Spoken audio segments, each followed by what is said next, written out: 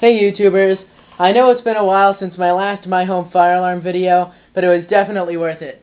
Now I got a new Silent Night 5204 control panel. I'm still using my notifier pole, and I got a new Wheelock alarm strobe light, which is set to code 3. After I pull it and reset it, you are going to see the panel go into trouble mode because I don't have batteries. So, here we go.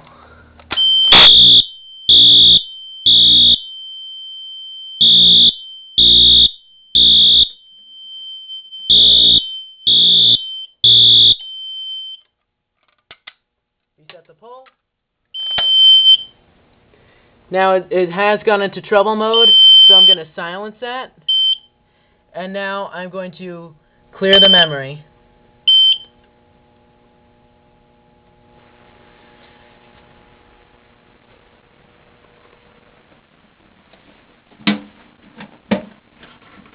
So I hope you enjoyed that. That was My Home Fire Alarm System, video number 4.